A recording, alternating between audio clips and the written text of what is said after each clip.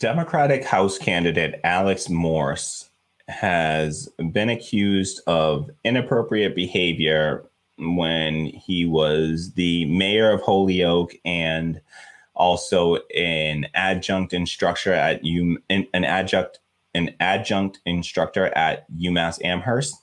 So I just wanted to dig into this a bit and talk about some of the details that have come out so far, and also just talk about my personal take on the situation. So let's get into it. I'm going to start with the CNN article and titled Democratic House candidate in Massachusetts apologizes after being accused of inappropriate behavior. So this is Alex Morse. He's a Justice Democrats back candidate, and he's now being accused, and he's running against Representative Richie Nail, who is your typical just establishment Democrat. He chairs the House Ways and Means Committee, so he has a really powerful committee position in Congress. And here's yet another example of a Justice Democrat back candidate running against an establishment figure who has recently had some allegations come out against them. So I'm trying not to taint this too much. And so I will try to just give you the facts, and then I'll give you my opinion after the fact. So a Democratic candidate for U.S. House in Massachusetts has apologized after 3 college groups accused him of using his position of power to pursue romantic or sexual relationships with his students. Alex Morse, a 4-term mayor of Holyoke at 31 years old, is running against Representative Richard Nail, the Democratic incumbent and chair of the House Ways and Means Committee, in a September 1st primary. Morse's campaign has the collective support of leading progressive groups, including Justice Democrats, the Working Families Party, Indivisible and Sunrise Movement, Andrew Yang, the former Democratic presidential primary candidate, and Jamal Bowman, who ousted another powerful incumbent, New York Representative Eliot Engel, in the June primary, have also endorsed Morse. In an email to Morse on Thursday, representatives for the College Democrats of Massachusetts, we'll get into them a little bit more soon. So representatives for the College Democrats of Massachusetts, UMass Amherst Democrats, and Amherst College Democrats wrote that Morse was no longer welcome at their events following numerous incidents over the course of several years in which they alleged the candidate used their events and took advantage of his status as an elected official and lecturer at UMass Amherst to meet college-age students and then proceed to contact individuals via social media, which they said made young college students uncomfortable. They said, "We have heard countless stories of Morse adding students to his close friends story." I would really like them to check on that word countless. Are they literally countless? You truly can't count, or could you count? Or are they just many of them? And then in which case, let's not be hyperbolic, please. So they've not shown any evidence of countless stories. So it's just really hard when they use hyperbolic language like this. So we have heard countless stories of Morse adding students to his close friend story and direct messaging members of college Democrats on Instagram in a way that makes these students feel pressure to respond due to his status, they wrote.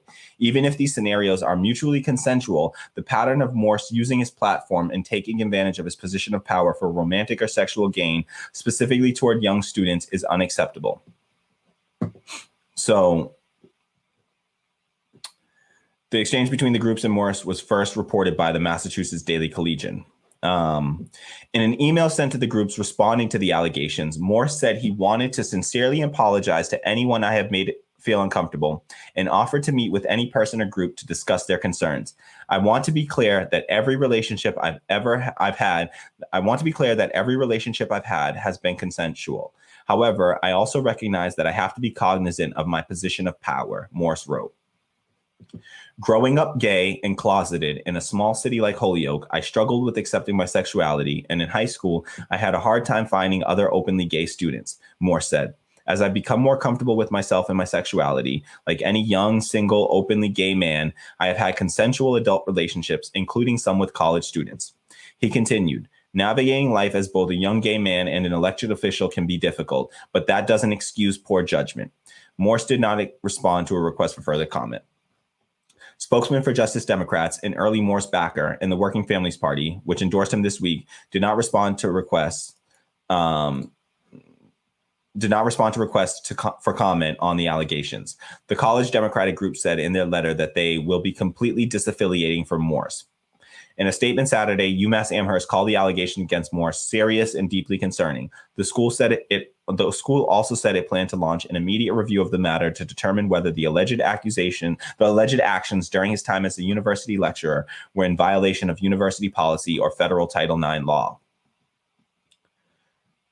Morse, the statement said, had last lectured in the fall semester of 2019 and that he was not currently a UMass employee and that the university has no plans to rehire him.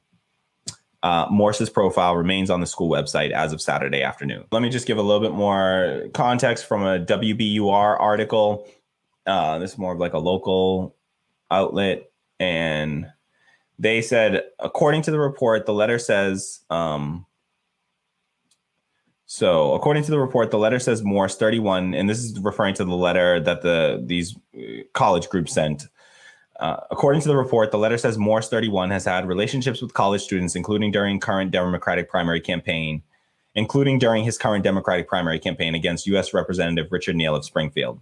Morse taught at UMass Amherst 8 times as an adjunct instructor between the fall of 2014 and the fall of 2019, which would, if he's 31 now, 2014, he's 25 until he's about 30 years old in 2019. So this is, allegedly between when he was 25 and 29.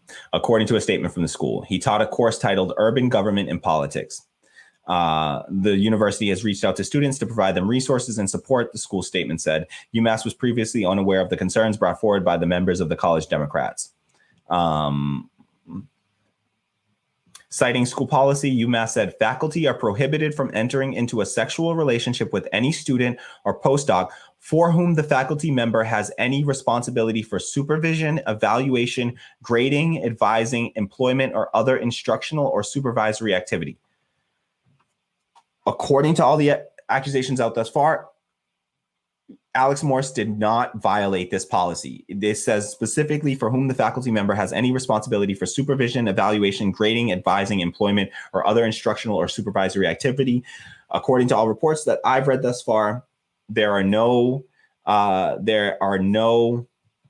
accusations by any students that actually were taught by Morse. So these are all students just went to the school, but they weren't being taught by Morse. So he had no direct power over them, seemingly. And according to this, policy, the school policy, it appears he did not violate this school policy. So the report in the Collegian did not say whether Morse is accused of having a relationship with a student taking his course. So this is just something that has not been addressed yet. Now, Morse, I believe Ryan Grim came out and said Morse has not directly addressed that either, but nobody has alleged that so far. And so I don't know exactly if that would be something that Morse would come out and speak on, but he probably should speak on that and make that clear. Hey, were any of these people, not kids, were any of these, because they were adults, were any of these people your students? Because that is important. And there was a direct power dynamic at play there that really should be concerning. That would be an issue. And I would take issue with that. In his statement to the Collegian, Morse acknowledged having some relationships with college students. He said all his relationships were consensual, but acknowledged he should be aware of his position of power. Now, for me, consensual means free from coercion. So that would imply to me that he means that there was no power dynamic in play there, no direct power dynamic of like subordinate power dynamic. So this wasn't a subordinate of his, this wasn't a student of his, because then in that case, there is an absolute issue where somebody is going to be pressured to potentially go on a date or even have sex with somebody simply because they might need a better grade in a course. So that can definitely have an impact on somebody, and that would be an abuse of power that I would find to be really concerning. It wouldn't be absolutely disqualifying. It would require a nuanced take on it, depending on what that person has done from that point forward in their life. Have they sought to, correct those actions? Have they worked to correct those power imbalances and to fight against those sort of forces in their day-to-day lives or not? Since this is all happening, some of it allegedly recently, he wouldn't necessarily get the benefit of the doubt there, because it requires time to actually restore justice in those situations. So Yeah, so Morse has served as mayor of Holyoke since 2012. He is the city's first openly gay mayor and referenced his sexuality in the statement to the Collegian. So we've already read that. So Representative Nail, who now chairs the House Ways and Means Committee, also teaches at UMass. According to the university, he most recently taught in the spring of 2020 and is scheduled to teach again remotely this fall semester.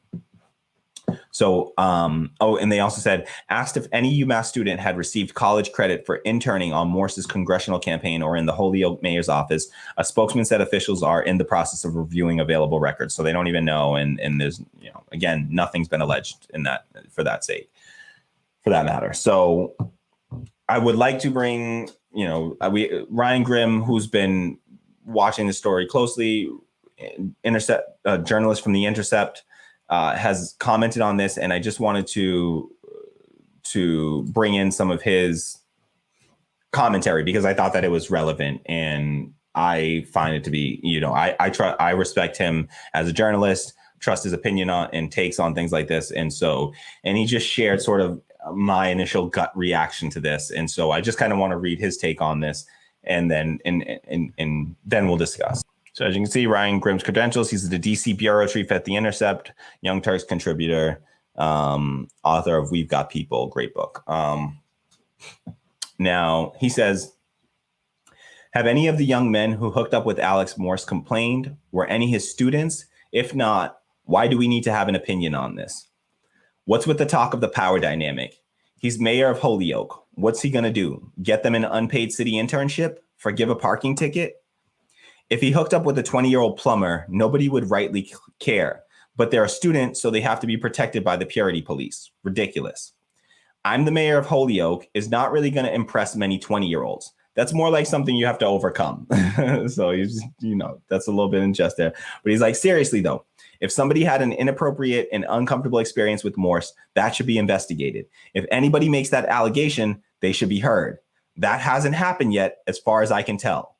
So this is largely seeming to me like a group of people who aren't even the people that are accusing him of anything, coming out and saying they are, deeply offended by his, him abusing power somehow. Now I'm going to show another statement that makes me call into question some of this. So here Ryan Grimm tweets out, and I wish he would have done a little cropping on this image, but that's okay. We forgive him. And Ryan Grimm says, here's the most specific allegation against Morse. And this is from the Boston Globe. It says, one student who had a sexual encounter with Morse found out afterward that Morse is a mayor and university lecturer, the letter said, and the student felt uncomfortable at learning this information. The students Morse contacted on social media feel pressure to respond due to Morse's status, the letter said. So, and then they go on, even if these scenarios are mutually consensual, the pattern of Morse using his platform and taking advantage of his position of power for romantic or sexual gain, specifically towards young students, is unacceptable, students wrote in the letter. So Ryan Grimm then replies to that and says, can someone walk me through how that is abusing his power? And then Crystal Ball, I didn't see this response from Crystal Ball earlier, but thank you. I'm glad that Crystal Ball is on my side too here, because we all agree here. Crystal Ball jumps in and says, isn't it the opposite of using your position and status if the person doesn't even know your position and status? Like, is that not obvious? Like, come on, like the dude, they literally said, one student who had a sexual encounter with Morse, and this is the most specific allegation. This is what pisses me off. Like people coming out from, and like, condemning, this guy's got to go. And he, let's find a new candidate to run against Nail in 2022. No, F that. Like this is weakness on the left. If we sit there and we cannibalize ourselves at the first little accusation, what this says is that everybody's got to be perfect. And you can have no little thing on your record that even is the slightest suggestion of impropriety. It doesn't deserve any nuance, discussion or investigation from us. We should just take that accusation at face value and use that to absolutely deplatform and destroy someone's credibility and character, because it happened. It's going on with Shahid Buttar right now. And I'm going to do a follow-up on that story because more information has come to light, and it's all coming to light in the favor of my initial stance on it. And so I'd like to pat myself and all of us on our back who took that stance of, just that Shahid Buttar story just not passing the smell test and not rising to the level of the destruction of a campaign against somebody who is substantively diminishing human rights for people. Nancy Pelosi, she has substantively, with her championing of things like the Affordable Care Act, aka Obamacare, that left tens of millions of Americans uninsured and tens of millions more Americans underinsured, that have had a system that literally kills 47,000 people. That's low estimates, 47,000 people a year due to having no health insurance, and many more due to being underinsured. Not to mention the 500,000 bankruptcies that are filed every year due to medical debt, that lists medical debt as the number one reason. And so, yeah, like, we have to recognize this stuff and see, I can't wait to do the follow-up on the Shahid Buttar story, because, and I should have had it ready. It doesn't quite apply here, honestly, but it really is. Michael Brooks has had a talk that he gave. He passed away, unfortunately. Rest in power, Michael Brooks. He passed away, unfortunately, before the Shahid Buttar accusation came out, but he did a talk at Lafayette University recently. It was like back at the beginning of this year, I think. And before the pandemic started. And in that, he talks about the difference between substantive rights and rhetoric, and how we have to draw a distinction on the left between, substantive rights and rhetoric. And people might have bad rhetoric, but what is the substantive rights that are affected at the end of the day? Because if somebody has bad rhetoric, or they're too raunchy or whatever, like, I don't give a damn if they're and he says, program versus rhetoric, and differentiating between program versus rhetoric. If somebody says, they come and they show up to a Medicare for all, meeting or something, where you're like advocating Medicare for all, you're going to be, doing some like campaigning for Medicare for all or something. And they show up and they're like, listen, I want to campaign for Medicare. And he says this in the clip. He's like, they show up and they say, hey, I want to campaign for Medicare for all, but, I don't know gay people here. I don't want to be around gay people. I don't know gay people here. Then it's like, no, we're not doing that. We're not playing the game. There's no debate to be had there. That's no allyship. We're not having that debate out. No, we're not compromising any substantive human rights there. Right. That's off the table. Substantive human rights are off the table. We're not debating that. But if somebody shows up to some meeting and they say, hey, listen, I want to help, campaign on Medicare for all for you. And also, like, I just watched this great Bill Burr comedy, that stand-up special that I thought was awesome.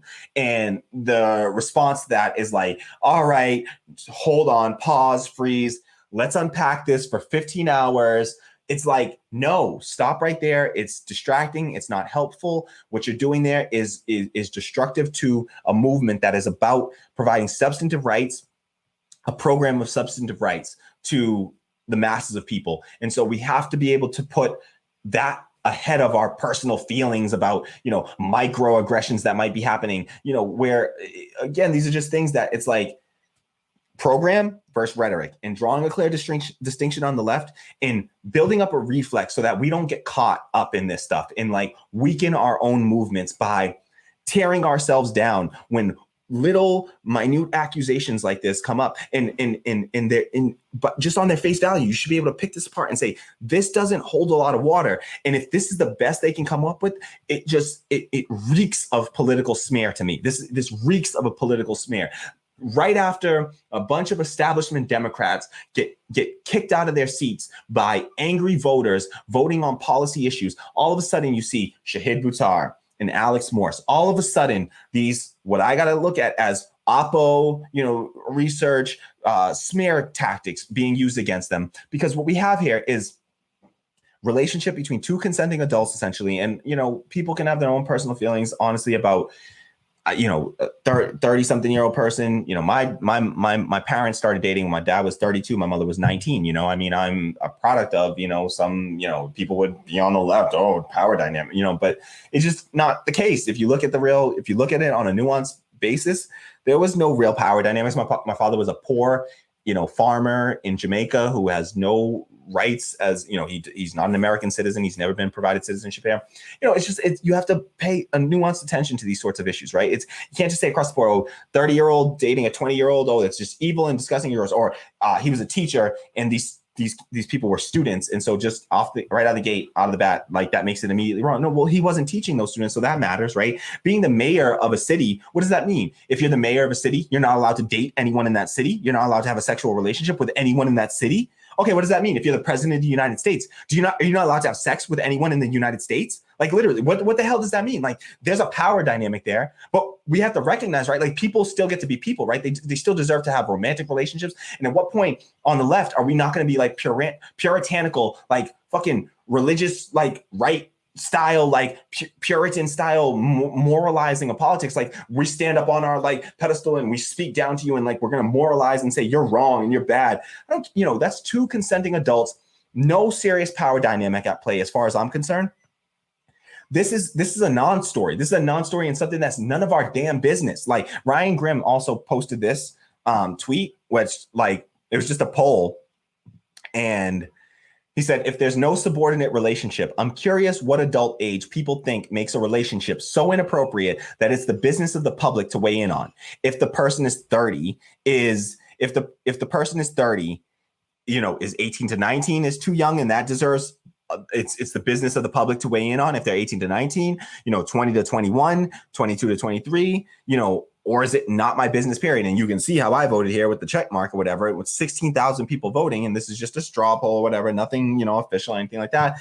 But about half, but sadly less than half of the people, said that, it's just not your business. We're talking about two consenting adults here. What are we talking about on the left? What is this? Like, less than half of us think that we have the right to weigh in on publicly. We should publicly be weighing in. And so much to the point of like tearing down a candidate who's fighting for substantive rights for human beings. Like this is Alex Morse is a Justice Democrats back candidate, Medicare for all, Green New Deal, Fight for 15, like actually believes in providing substantive rights to the masses of people. And we are really out here about to pass judgment about a 25-year-old having sexual relationships with a 20-year-old. Like, are you fucking kidding me? What are we doing on the left? Like, we got to stop with this. And like, the microaggression stuff with Shahid Buttar, like you can see this stuff pissed me off. Like, it's like, because I just hate to see weakness on the left in this way. It's like, we got to, and people are going to comment on this. This will be controversial, and I'll cut this video up and I'm sure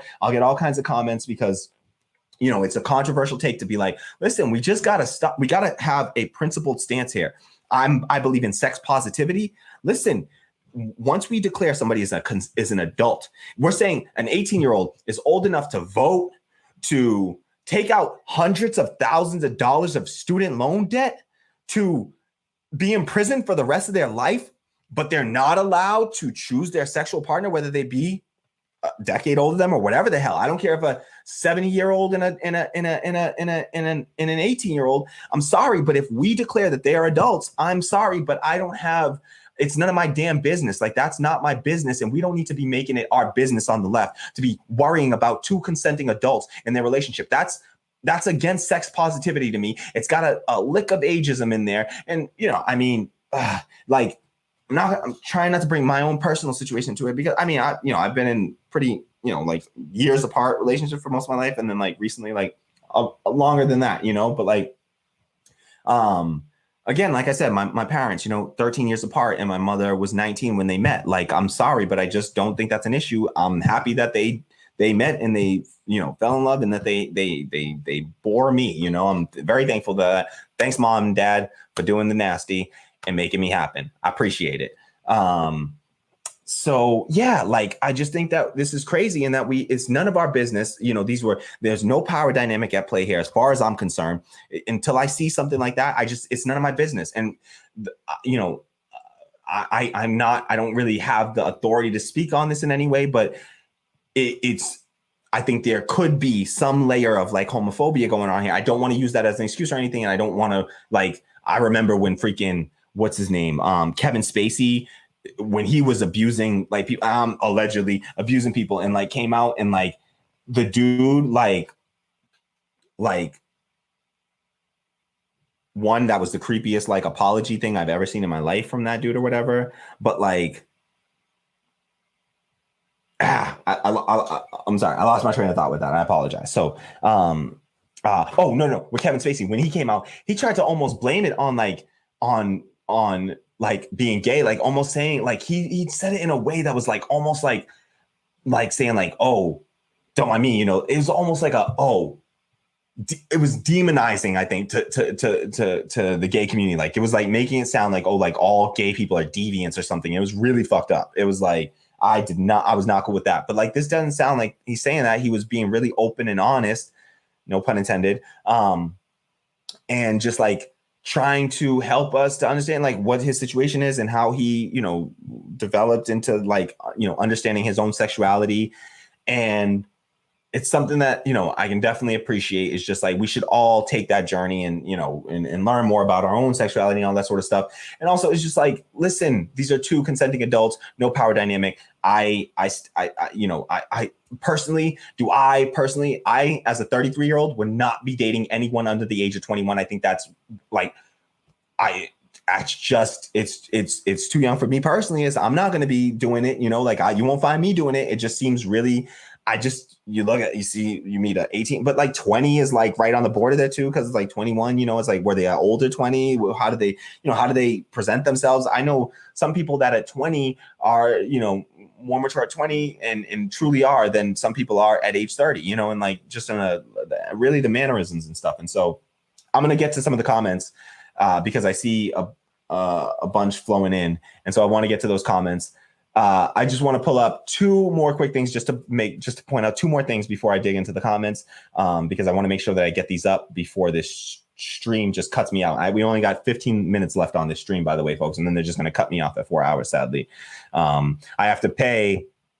It costs. This version of the StreamYard software that I'm using right now is $25 a month. Right now, my Patreon subscriptions are only $20 a month.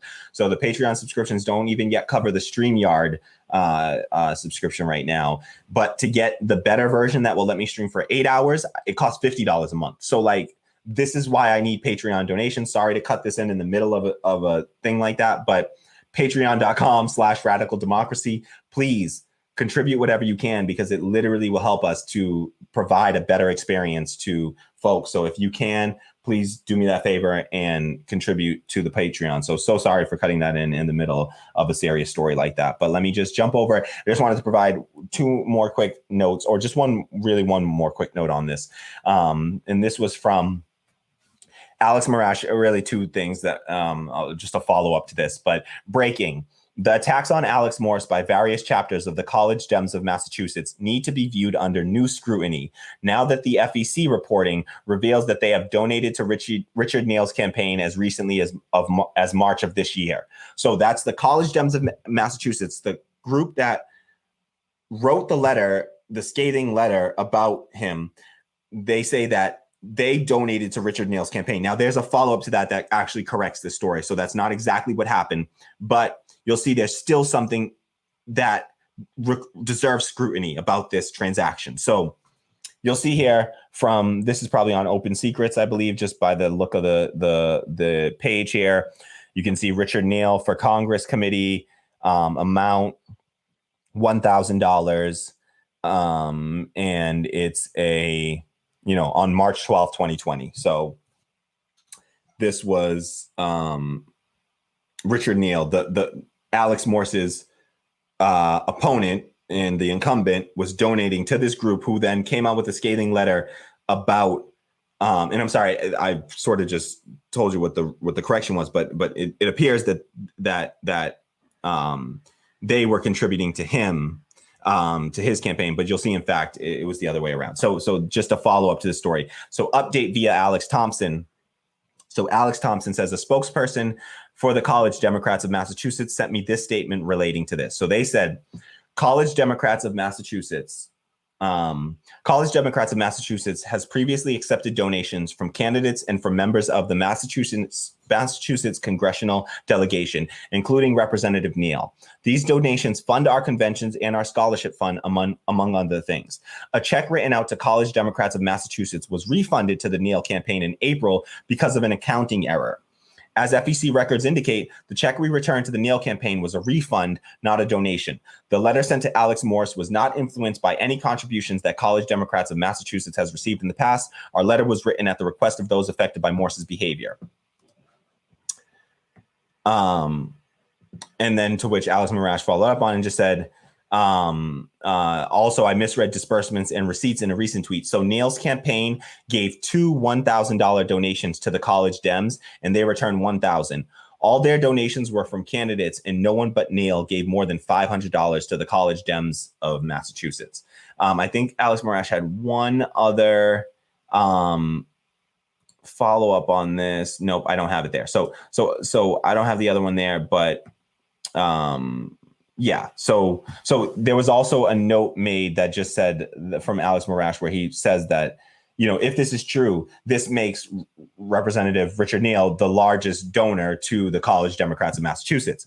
And so just take this with, you know, you got to take this all into account here. You know, you got the incumbent challenger to the person that they're writing this scathing letter about, and they don't feel like it's an appropriate disclosure of the conflict of interest. They didn't feel the need to disclose a potential conflict of interest in him, the person whose opponent they're attacking, essentially being their largest donor to their organization.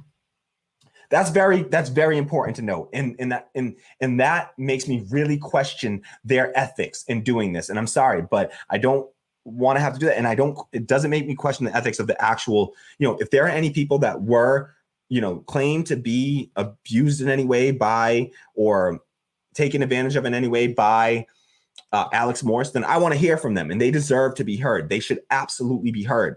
But that's not what's happening here. And this is a group in an organization that's coming out, and it's an organization that specifically has financial ties to the opponent of this candidate. And that, to not disclose that information, makes me very suspicious of this group. So let me get to some comments now, because we got a ton of comments, and I want to make sure that we bring these comments in before they cut me off. Okay, so whoa, lots of comments. Okay, so X says they'll go to any semantic lengths to obscure arguments that should be plain common sense. Absolutely. Yep, totally agree. They try to obscure this stuff and make it as you know, they're reaching. This is such a reach right here. You know, you have a situation between consenting adults, and now what it's blowing up into is a smear. It's a smear tactic. And so I resent this sort of stuff. And I swear, like, whenever I see things like this, I donate more to these candidates. I support them more. Like, it reminds me of the Office clip when between Michael and Pam, and Michael's dating Pam's mom, and she doesn't like it, and he's like, "Ooh, I'm gonna date her so much harder now," and it's like, "Oh, I'm gonna support these candidates so much harder now." Like, I need that meme ready. I should have had that meme on deck, because that's how I feel right now. Like, I'm going to support these candidates so much harder. I've donated more money to Shahid Buttar. I gave him a $50 donation because of what happened to him. I'll probably drop I'll probably drop Alex Morse, you know, at least $20 for this extra, because I already donated to his campaign, but I'll definitely donate some more to Alex Morse. And my real goal will be to try to volunteer for him, because I hate to see this. I hate to see this, somebody standing up for working class issues, and I will fight for somebody that's fighting for working class people. I don't care. And anything less than that is just weakness on the left. And that's how I feel. Come at me if you feel otherwise. Please leave it in the comments. Leave me a comment. Come at me, bro. Or sis. Everybody's welcome. Or non-binary folks. You don't got to be either. Everybody is welcome. Drop a comment. I really love to hear from you. And correct me. I could be wrong. I'm going to be wrong on stuff. You're definitely going to call me out for stuff I'm going to get wrong at some point. I just don't think that this is it. I feel pretty strongly about this. Tammy says, I'm a little behind, but just reached the Twitter thread by Ryan Grimm about Morse. And as someone who is an alum of UMass Amherst and who literally attended UMass during Morse's time there, I'm going to need more info for this to be considered concerning, because so far it's not much. So thank you so much. So Tammy is, as she said here, an alum of UMass Amherst. I'll throw up the bulk of her comment, but says, someone who's an alum of UMass Amherst and who literally attended UMass during Morse's time there. I'm going to need more time for this to be considered concerning, because so far it's not much. Absolutely. So, I mean, I'm a UMass Boston alum, so I get a little bit of, clout there in this discussion, but and so same thing. If this were one of my professors or anything like that, like I would not feel any way about this, really. Not to rise to the point of like it's fine to like having like gossipy discussions amongst ourselves in like private spaces, like gossip about it in private spaces as much as you want. That's fine, but this does not rise to the level of tearing down a person's campaign and saying absurd things like suggesting that they should resign. That's absurd. Tammy says the power dynamic between Morse and UMass students aren't substantial nor direct enough to even count. I feel like, yeah, I agree. It's just like if you're not teaching them, especially when you're talking about an adjunct instructor, these people aren't like, they don't hold a lot of power in universities. You don't hold power in a university as an adjunct instructor. Look it up. They get paid nothing. They get treated like nothing. They get just garbage work hours. They don't have any power in the system. They don't have institutional power behind them. In fact, they're just another working class stiff that can get shoved out of the institution at any moment. So, look up adjunct professors and the problem with that right now. And there's a whole, the real power dynamic is from the institution to the adjunct professors right now. So I totally agree with that. Thanks for watching Radical Democracy Podcast. I'm your host, Kamali Rose. Please like and share this video, subscribe to the channel, and if it doesn't bother you, hit that bell below to receive notifications whenever we go live or launch a new video. Please leave your thoughts in the comments below, and if you can afford it, do me a huge favor and head over to my Patreon at patreon.com/radicaldemocracy and throw me a few bucks. Whatever you can afford, it goes a long way, and I will greatly appreciate it. It helps the channel to continue to exist and to grow, and I really appreciate the support. Thank you so much, and I hope to see you soon. All right, peace. All right, that was a good one. That one's it.